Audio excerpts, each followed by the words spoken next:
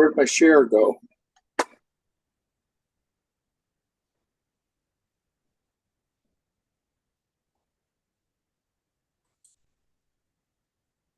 We'll try it again.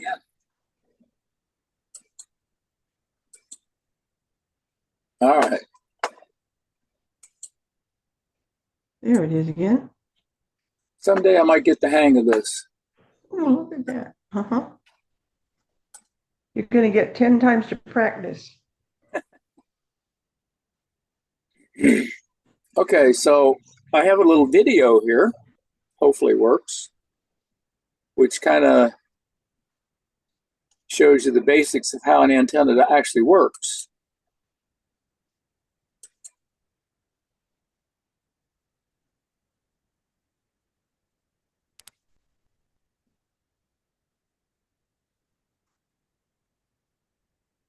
And for some reason, it's There not was a working. permission for me to give on OK to record, so I just saw it and clicked it.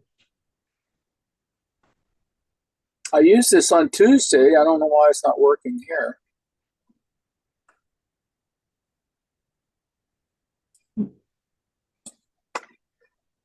Maybe right click it.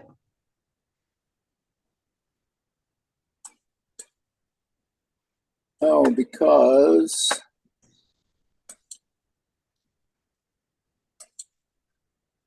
I guess YouTube's getting picky.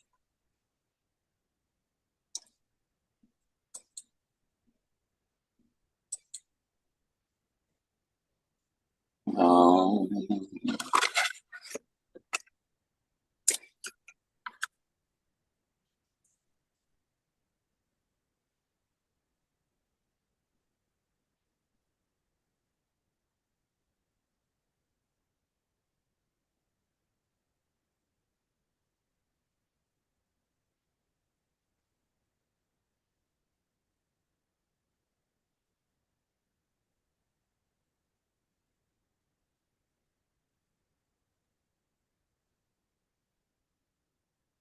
well,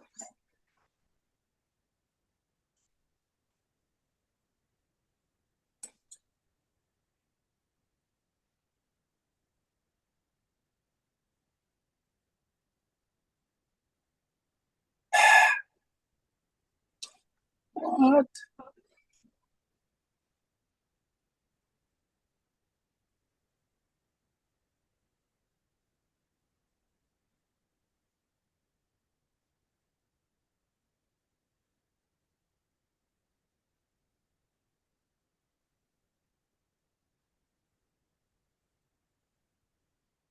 I don't know what's going on.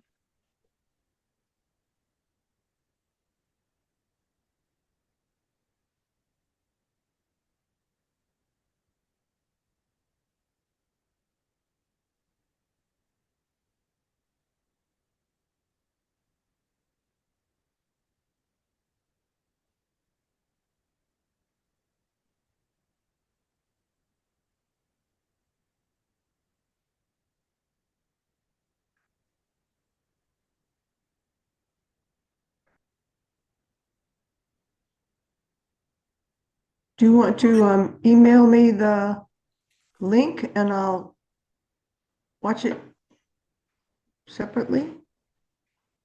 I might have to. I don't know what's going on with this.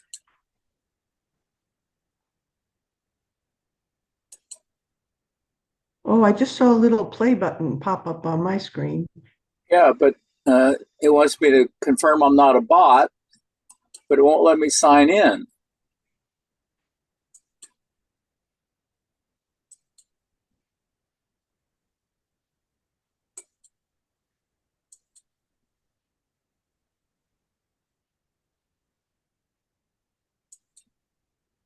And it wants to do a two-step verification, but it Oh, never sent shoot. me a code. There's a two-step verification 3 times over. It's like, oh, we're gonna strangle. Oh, here we go. 0.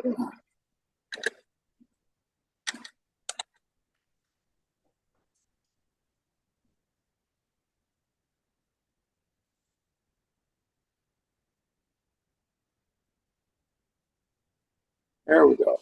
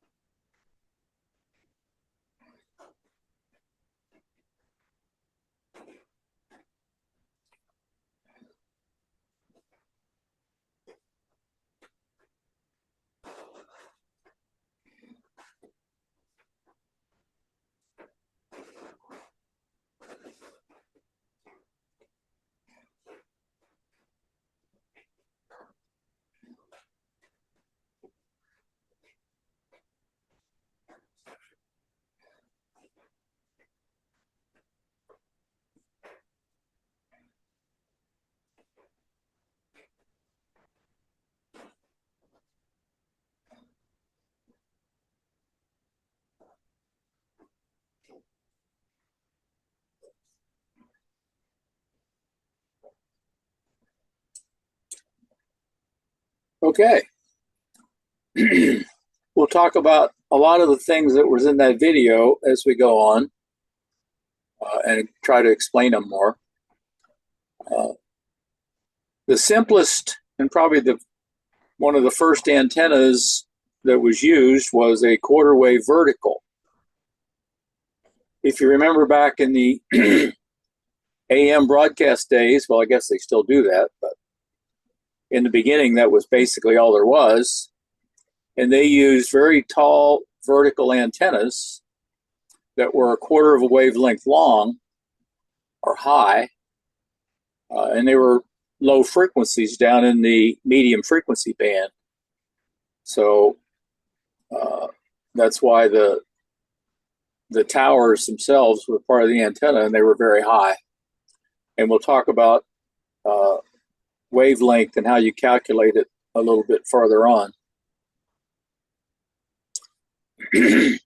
And basically, the quarter wave antenna is really a dipole, like we saw in that video.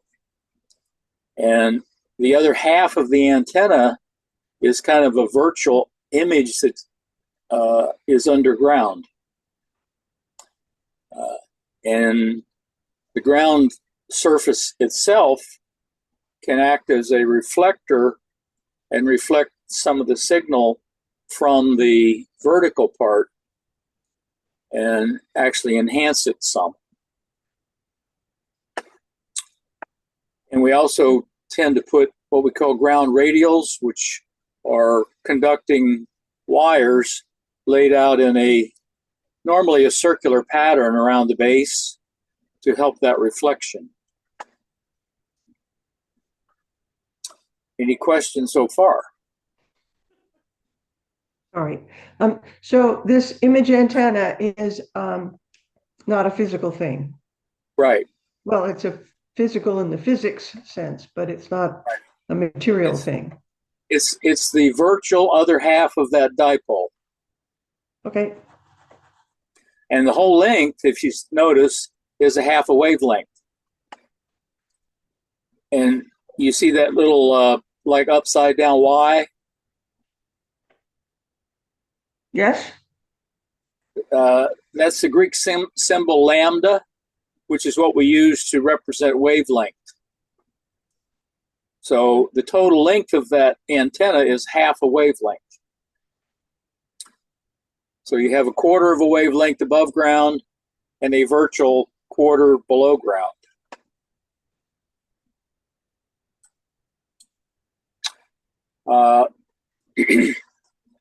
What tends to be more common in amateur radio are half-wave dipoles that are horizontal. It's still a half wavelength total length, and each element is a quarter wave long. You feed it in the center with what we call a feed line. If we were doing this for the 40-meter band, which is down the 7 megahertz range, it would be 66 feet long for half a wavelength. And normally these things are a wire antenna that's stretched between a couple trees or poles, maybe a couple towers, it depends. And they tend to be directional. In other words, it receives and transmits broadside to the antenna.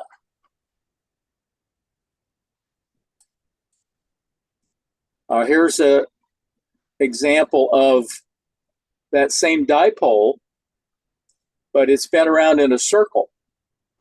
We call that a halo, and it tends to make the radiating pattern omnidirectional, whereas in the straight dipole, it's perpendicular to the antenna itself.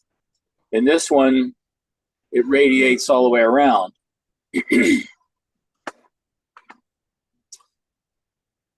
So the connection, the feed point would be over,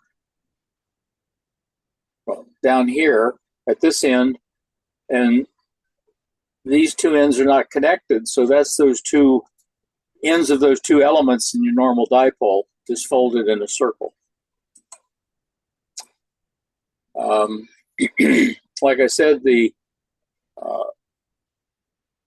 half-wave dipoles radiate broadside to the radiating elements, whether they're wires or tubes or rods.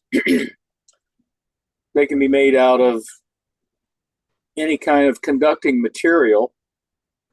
Copper works the best, but a lot of times antennas are made out of aluminum for weight and because it's not quite as expensive as the copper. When they talk about orientation, when you're doing a half-wave dipole and it's strung between a couple poles, trees or something, or maybe in your attic, you can't move it around. So if you had it running north to south, then you would be transmitting and receiving in the east-west direction. So you could cover most of the United States, particularly if you were out in the middle of the country. If you're here in Florida and you did that, then you'd get the lower part of the United States, and if you're lucky, maybe Europe or Africa.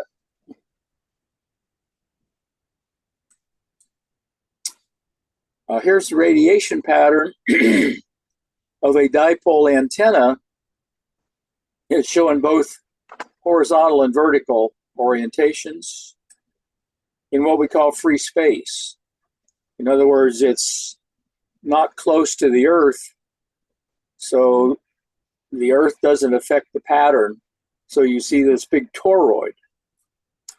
And on the left is the vertical antenna.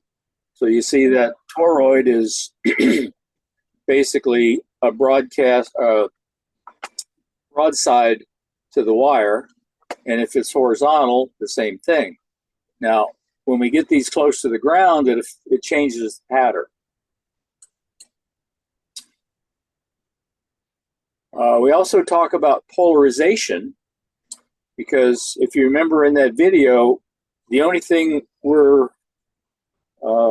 making use of is the electric field.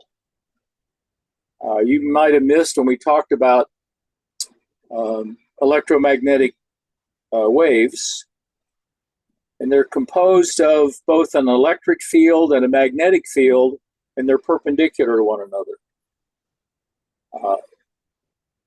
Like in the video, it's only the electric field that propagates from the antenna, or vice versa, gets received by the antenna. And if you, in this animation, the green is the electric field, and it's oscillating back and forth horizontally with respect to the Earth. So we call that horizontal polarization. If we rotated that antenna 90 degrees, it would be vertically polarized, where the field would be oscillating in a vertical direction.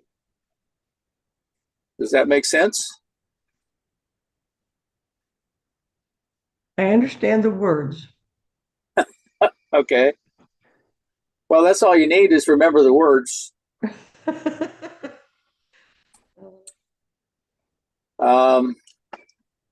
And what we just showed is an example of what we call linear polarization.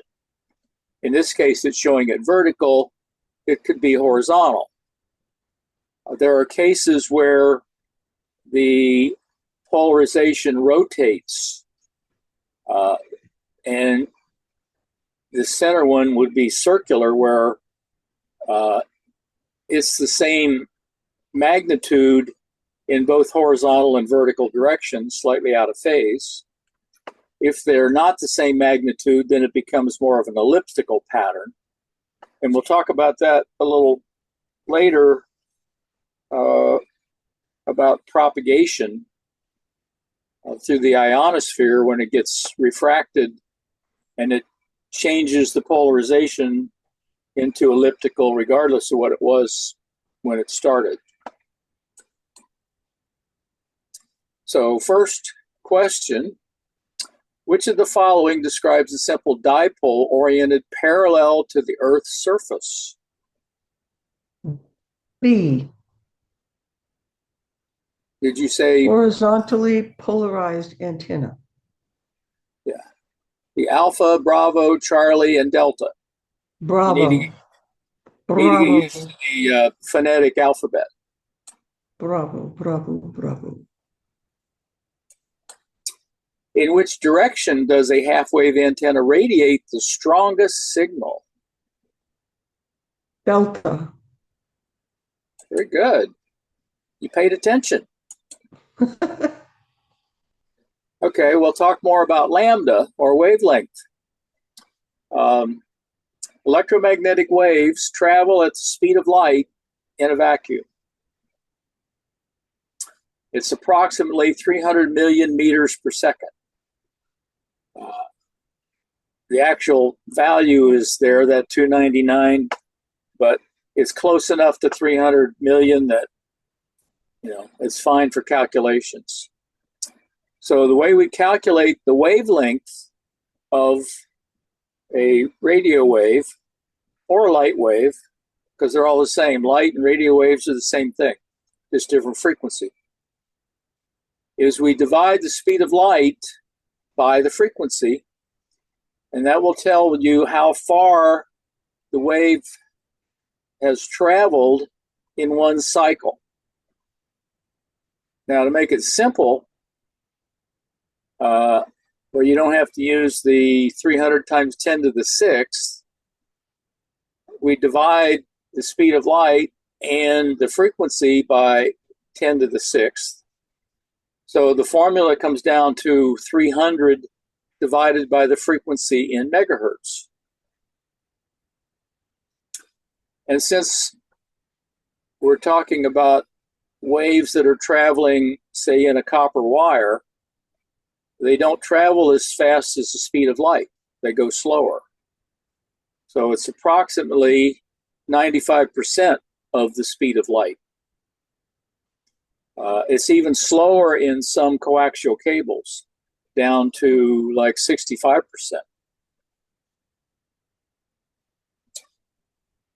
So when we actually calculate how long the elements of a dipole need to be for a particular frequency, we actually have to shorten it by about 5% because of the fact that the waves are going to travel slower. So the formula that we normally use would be 300 divided by the frequency in megahertz, and then you multiply it by 95%.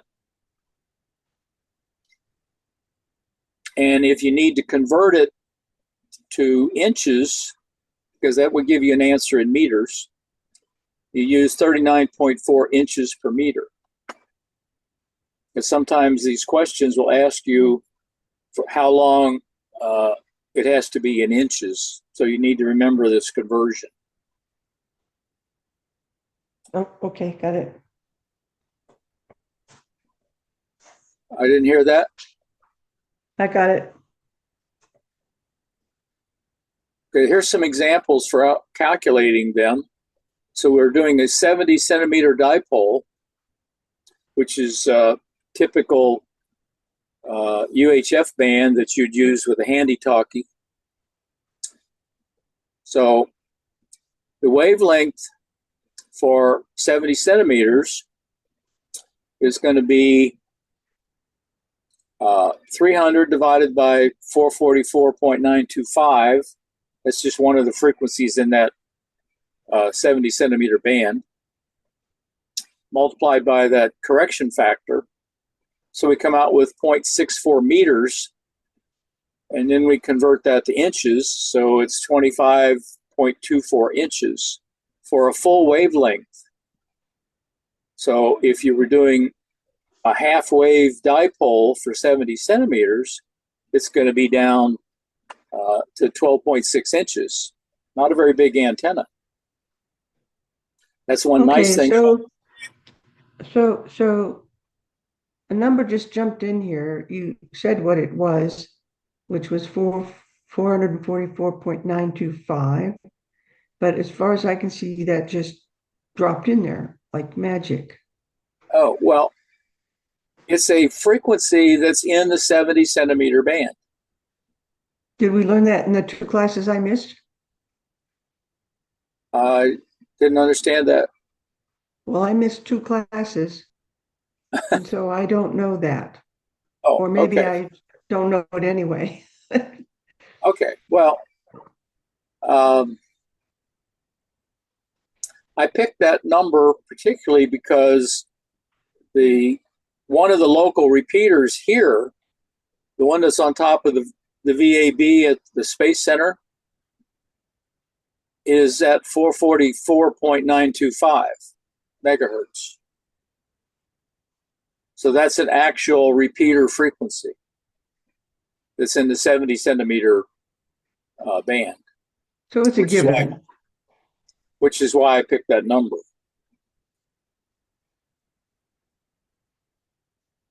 So the point there was just showing you how to do the calculation.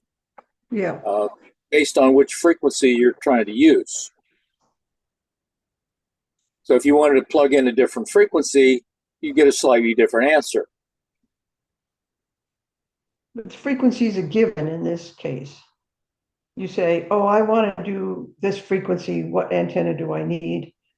Plug in the frequency, figure it out. Right. Okay. So next one is an example of a 2 meter band. And we're going to do quarter wave vertical. So we know that the wavelength is going to be 2 meters. And we want a quarter wavelength, so we divide it by 4. So we come out with half a meter. We convert that to inches, and we come out with 19.7 inches. That gives us the wavelength for a quarter wavelength for a 2-meter antenna. But we have to also apply that correction factor of the 0.95 because it's traveling in copper as opposed to free space. So it makes it 18.7 inches. So essentially, it shortens it by an inch because it's in a copper wire as opposed to being out in free space. So I would have thought that it would need to be longer in copper than in free space. No, because remember, it's traveling slower. So it doesn't go as far in the same, in a wavelength.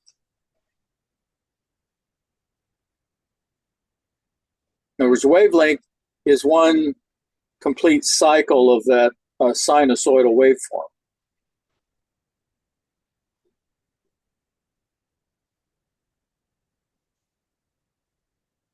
So how fast it's traveling determines how far it will move in that cycle. Okay. So the last one is down in the HF band for 10 meters, where we're doing a half-wave dipole. So we divide the 10 by 2 because we want a half a meter. So it'd be 5 meters converted to inches, 197.1 inches. And then we multiply the correction factor again, and it comes out 187.8. So again, it's, in this case, 10 inches shorter. Almost. Does that math seem all right? Well, the math is okay. I don't Okay. have any physics. I have no physics. I've never taken a physics class. So, Okay. So I understand the math, no All right. problem. But there's a great gap. But I'm just going with it because this is what I have to learn. I Okay. have to start somewhere. So starting here.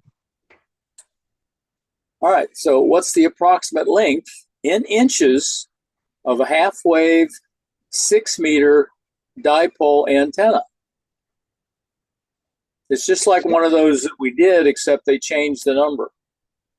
6 meters divided by 2 is 3 meters. Okay. And then we're going to multiply it by something that's on the previous page. 0.95. 0.95. Convert it to inches.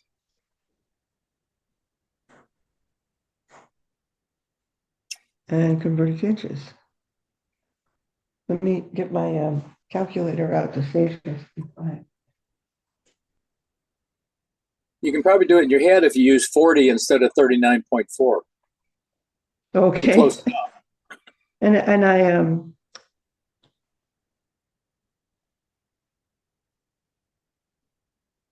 multiply it by 40.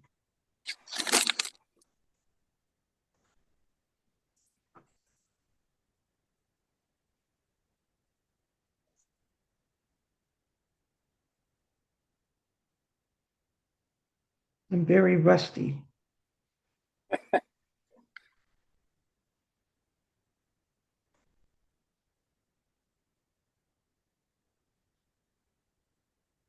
Oh, this is ugly. No, I didn't even come in close. Okay, so the formula that I have on my page, could you go to your previous slide for Sure. me? 0.90. Probably want to look at this one.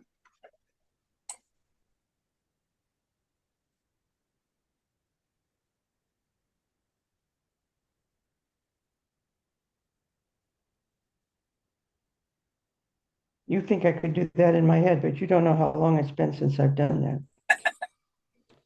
So what I have as my thing is 3 meters times 0.95 times 40.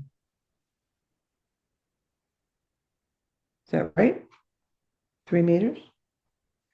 Right? Okay. 3. So we got 6 over 2. I can't write very well. There's 3. Times Say 40. So that's what? Approximately 120. That's it? Times 0.95. 95. So it's a little less than that. Oh, I would guess around 118, maybe. yeah, so let's go to the next page and pick the likely candidate.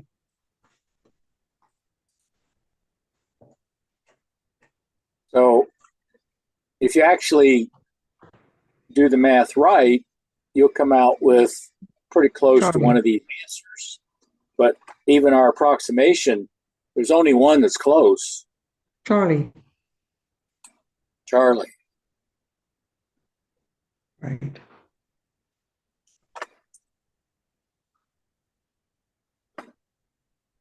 So when we use 40 instead of 39.4, we should have come out with 118. So that was part of the error. And then 0.95 of that drops it down to 112. Now, you can use a calculator on the exam. You can't use the calculator in your cell phone. Oh, I have to have my own little calculator separate. Yeah. Okay. Okay, so when we actually go and build an antenna, we calculate these lengths. And if it's more than a simple half-wave dipole, it might have more elements. We calculate all of them to be resonant at a particular frequency. When you actually build it, it's almost guaranteed not to be resonant at the frequency you want it. So you have to then either make it longer or shorter, depending on where it is. So if you need to decrease the frequency, in other words, it's resonating too high, you need to lengthen the antenna. If it's resonating too low, you need to shorten the antenna. And like I said in the beginning, everything affects everything. So any trees, buildings, anything like that is going to have an effect on it and actually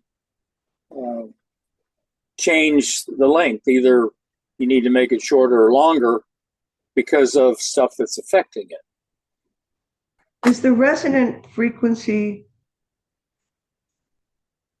like the actual effective frequency in that particular location?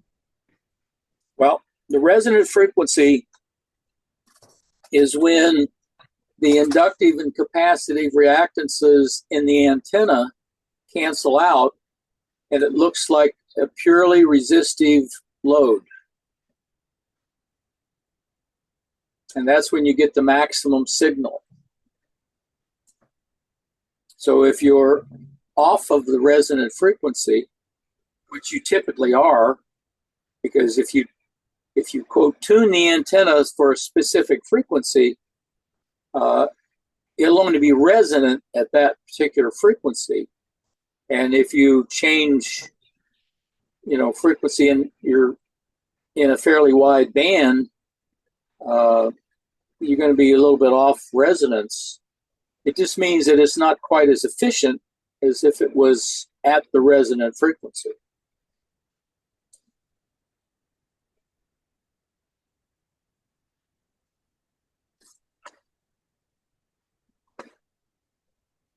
And the other thing, if it's resonant, that will give you the lowest standing wave ratio. In other words, when you send a signal from your transmitter to the antenna, if it's perfectly matched and the antenna looks like 50 ohms, and your transmitter is 50 and the feed line is 50, all of the energy will radiate out of the antenna. If it's not perfectly matched or you're not resonant, some of that energy is going to get reflected back. And that's what we call that ratio coming back is the standing wave ratio. And we'll talk about that a little bit more later.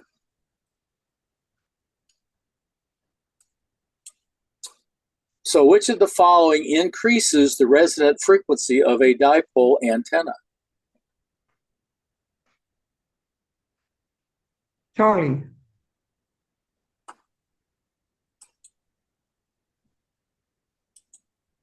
What's the approximate length in inches of a quarter wave vertical antenna for 146 megahertz? 146 divided by 4 first is 3. Now remember, this is 146 megahertz,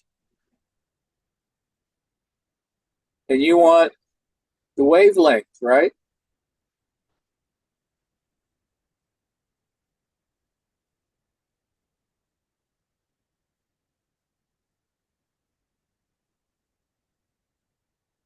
What? So, Yeah, you know the frequency, but you don't know the wavelength. So how do you find the wavelength? it involves the speed of light. Right, So 300 right, divided by 146 right, is approximately 2. right. And you want a And quarter then I have of that. a quarter of 2. All right, quarter wave. The wavelength was 2 approximately. So you want a quarter wave. to half. So you're at a half a meter. Half a meter. Oh, so I'm going to say 20 times 0.95 is a little bit less. So Charlie, maybe. Very good.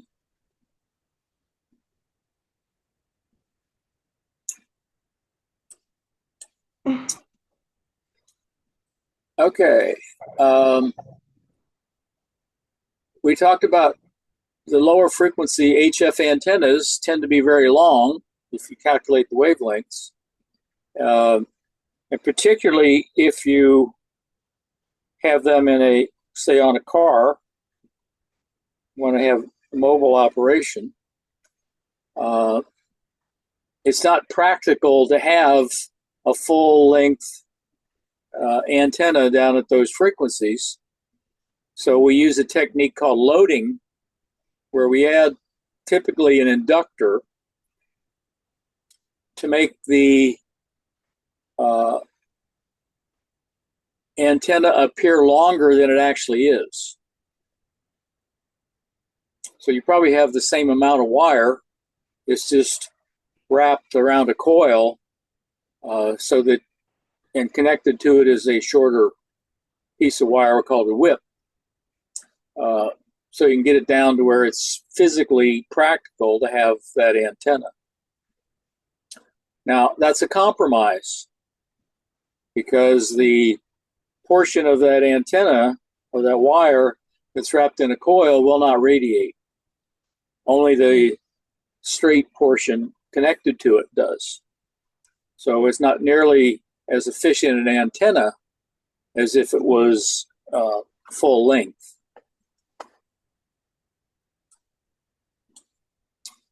Here's an example of one where you see this metal tube. Sometimes it's kind of a telescoping thing so you can tune it with a loading coil on the bottom.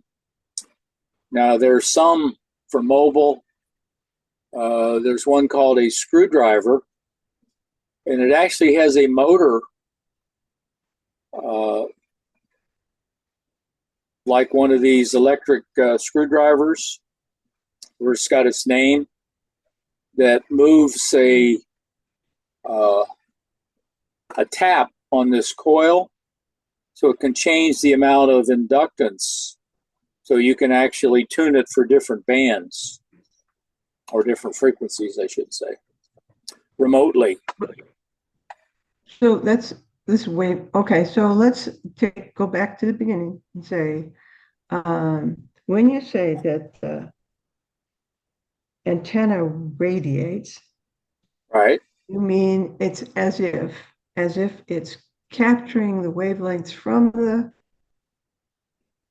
space Well, around if you it, remember in the video, and and you know, and it's they showed those weird well, I little. didn't see the video, so I don't know. The Oh, you video didn't? never showed up. The video never Oh, showed up. I never oh, got, why I would I saw want it. I to take thought it? you could see it. No, I wondered why we were sitting around. I was Oh, waiting for I'm you to sorry. fix the problem. I'm sorry. No, I would have said something, but no, nothing ever came up. And then we Okay, were in slide land. So I'll send you the link. Maybe you can bring it up on YouTube. that's what I was hoping for. I have my book, if that's any help, but Okay, but in the video, what it kind of showed is you've got uh, a pattern like that because of the current that's in the antenna. So you don't have any at the ends, and it's kind of maximum. It's probably more distorted. And that tends to, as this cycles back and forth, then you wind up with these things breaking free, and you get patterns like that that are emitted from the antenna. And one will be, say, in that direction.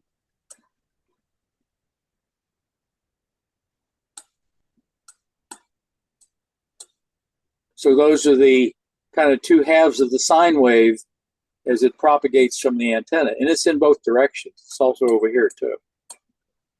And it's broadside. So if you were to look at this antenna from the top,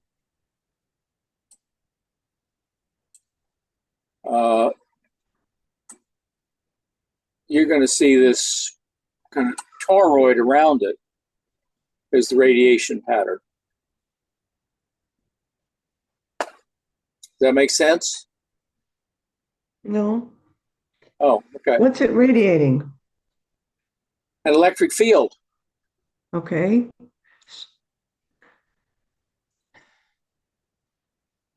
Remember, electromagnetic wave consists of an electric field and a magnetic field. So on the So, right-hand side of your picture, I see a half circle. I'm figure it's obviously not a half circle exactly, but a half of a thing, and then two whole things. And when I right, look on the left side, which is supposedly looking down on it, I only see a single thing. right, Now I because it looks realize it's on both sides of the antenna. I got that, but what happened to the other two little guys? when you're looking down on it, it looks like a toroid. When you're looking at it from the side, you're seeing a cross section, Like little bubbles coming off. right? And you'd see Right. multiple of these around. I don't draw very well as they radiate out. Okay, so never mind. Remember that picture that showed the two big donuts?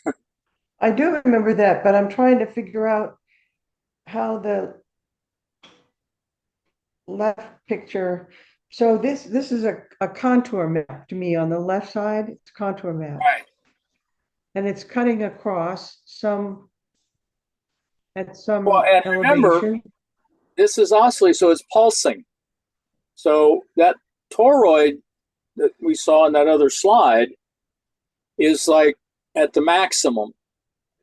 So it expands that big and then it shrinks, changes polarity, expands and shrinks. So it's not like a continuous pattern. Okay. It's oscillating at whatever that frequency is, expanding and contracting. So like in the video, you have, this is how it starts, and then as this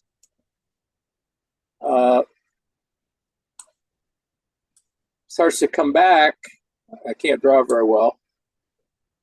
When they kind of meet in the middle is where it separates, and you start to see these things coming away. So there's sort of little Hopefully bubbles you that could come get, away. It's radiating little bubbles of wavelengths. yeah, of Okay. electric field. Yeah. And one of the things they mentioned in the video, the distance from here to here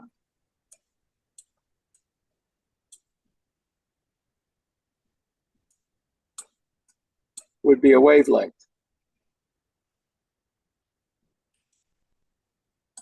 Well, I sure am sorry that I didn't get to see the video. Yeah, I think it'll help. There's stuff in there that talks about things that we aren't going to talk about, but the animation of the electric field I thought was pretty good at explaining kind of how the physics works.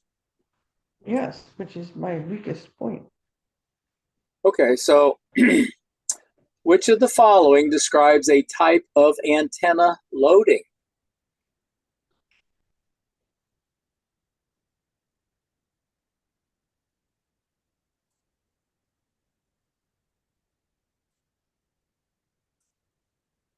Alpha.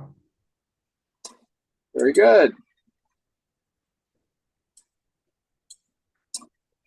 Okay, so we're going to talk about what we call beam antennas or directional antennas. Actually, a half-wave dipole is directional because it's broadside to the antenna, but it's in two directions. When we talk about a beam antenna, we're going to focus the signal in where most of the energy is in one direction into a very small beam. Just like, if you think of a light bulb, a bare light bulb is going to radiate in a sphere. It's omnidirectional. Yep. So if you put 100 watts into that light bulb, then you're radiating in a perfect light bulb 100 watts of light in all directions. If you were to take a reflector and put it behind that light bulb, it's going to concentrate the light in one direction, just like in a flashlight.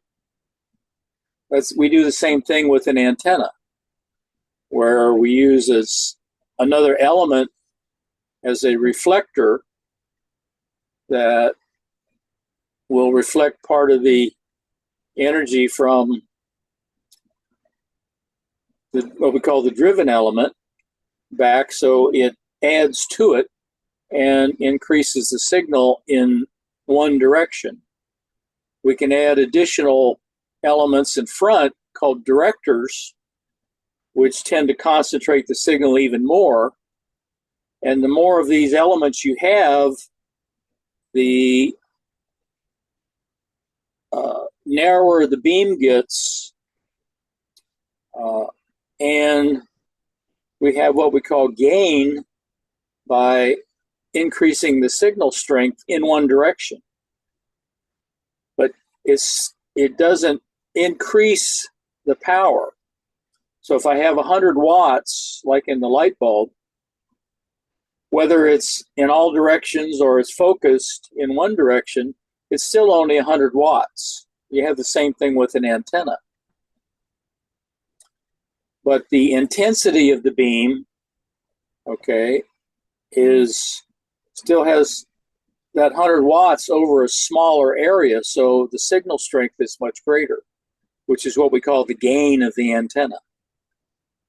And typically, we have to reference gain, and if we're doing it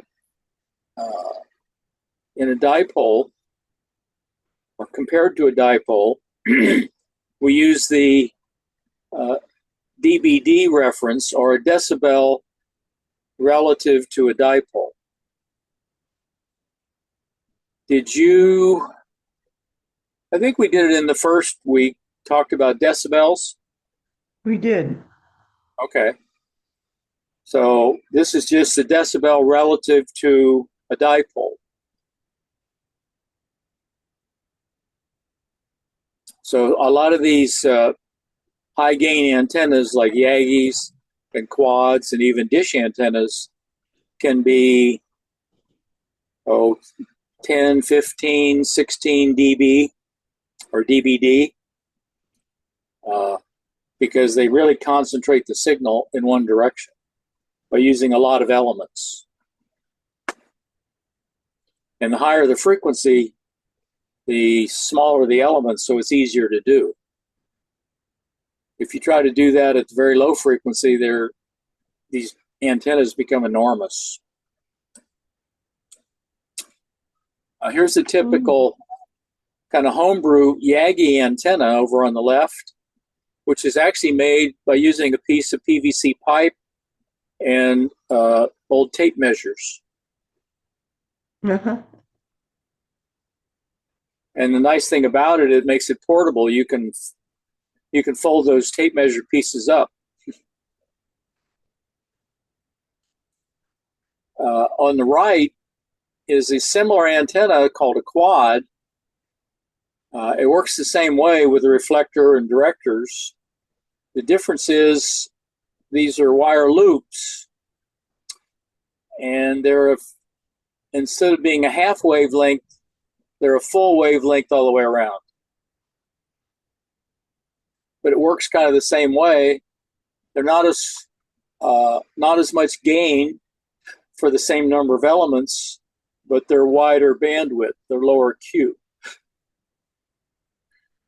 which is something we'll talk about later, I think.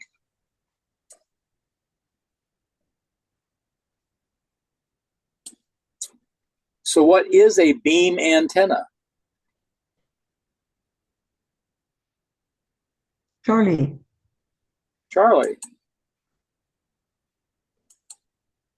What is antenna gain? Charlie.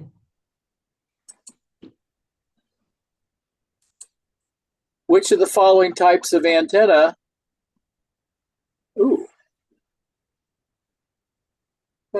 Must have missed a slide. We didn't talk about that. Well, I would say delta because we hadn't talked about those other ones. Provides the greatest gain.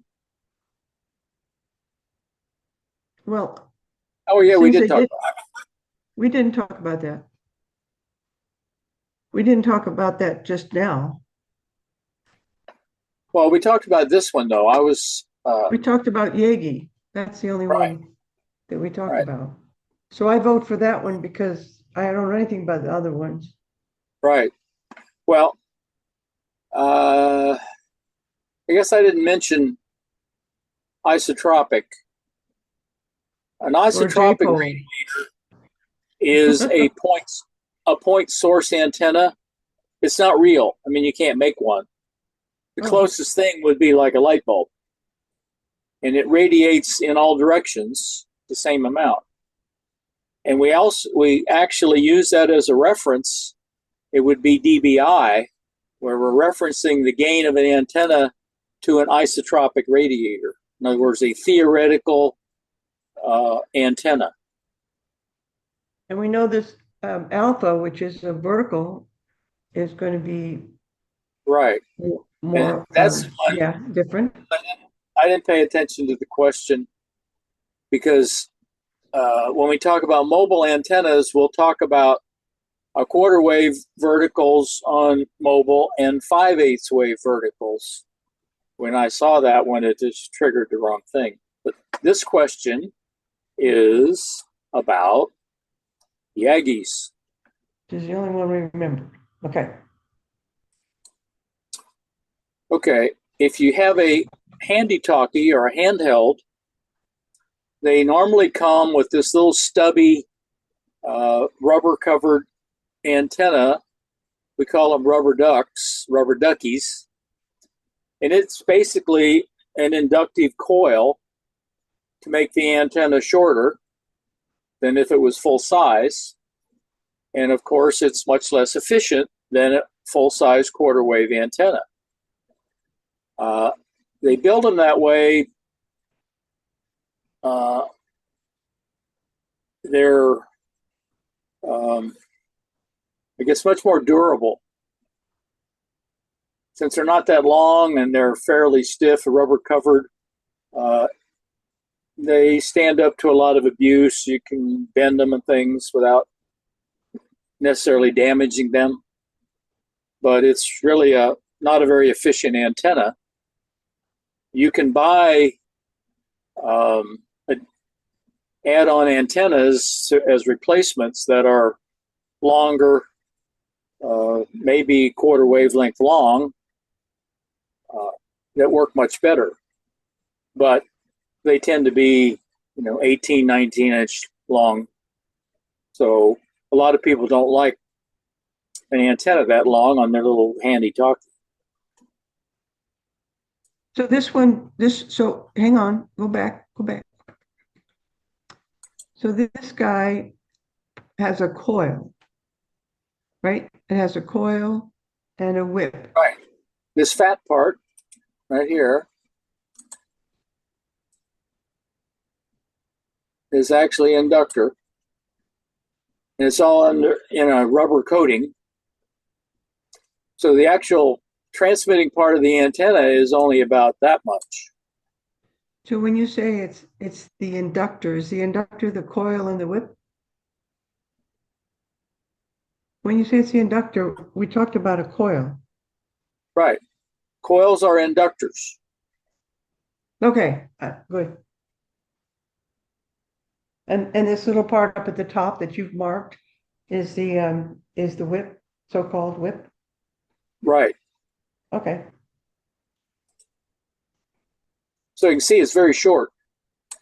Yes, I have a handy. That's the only thing I have at this point. I'm a short flexible. So if you were on, usually the handy talkie is going to be dual band, 2 meters and 70 centimeters. So if you remember when we just calculated it earlier, for 2 meters for a quarter wave antenna, okay, it's going to be half a meter long, right? Or about 18 or 19 inches.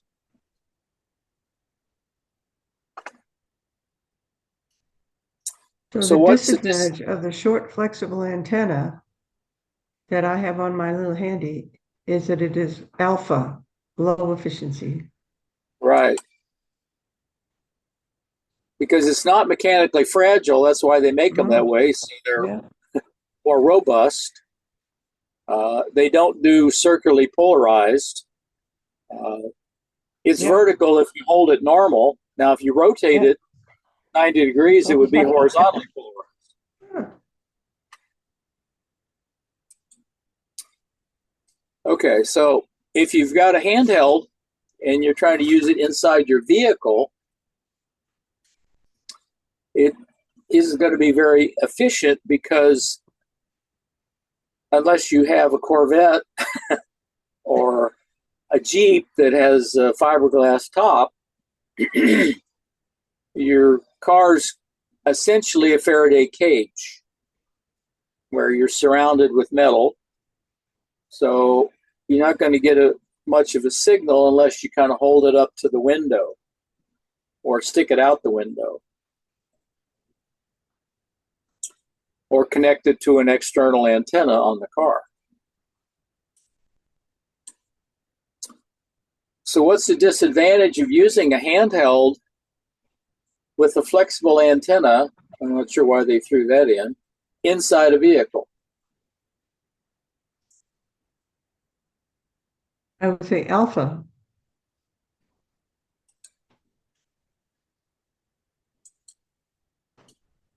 Okay. Here's our 5/8.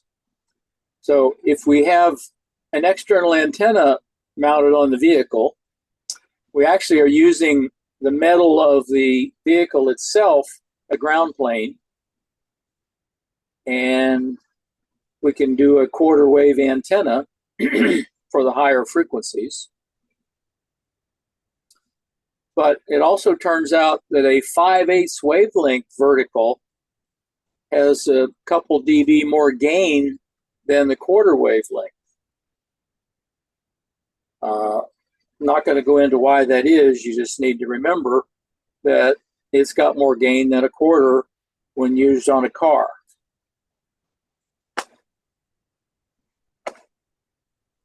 And this pattern at the bottom is a cross section of the radiating pattern. And you notice for the quarter wave, it's kind of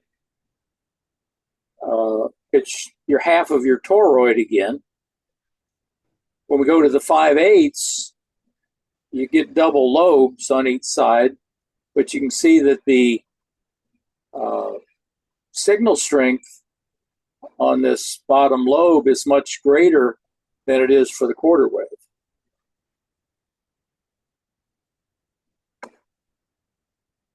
And the car actually becomes part of the antenna? Yes, becomes the ground plane for the antenna.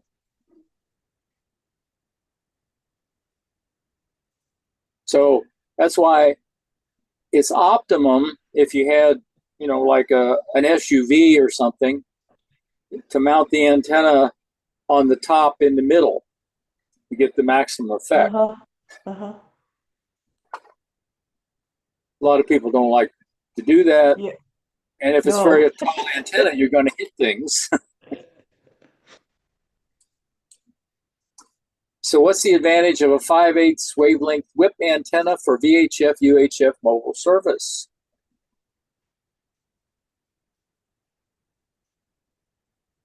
Alpha. Yep.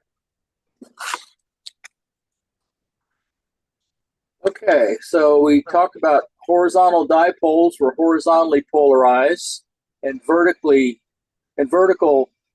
antennas were vertically polarized. We learned how to calculate the length of an antenna by using the velocity, we call that the velocity factor of the speed of light correction. Shortening the antenna increases the frequency, lengthening it decreases. The quarter wave has radiation pattern of a toroid or torus, and we can electrically load an antenna to make it appear longer than it actually is by inserting an inductor at the base. Directional antennas concentrate a signal in one direction relative, and we do the gain by whatever that signal is in a direction relative to a reference, like an isotropic, it would dBi, or a dipole, it would dBd. The most common beam or directional antennas are Yagis. It's actually a Yagi-Uda for the two guys that developed it. Actually, I think Uda did all the work, but he worked for Dr. Yagi. Handhelds are not, rubber ducky antennas are not efficient. And a 5/8 whip has more gain than a quarter wave.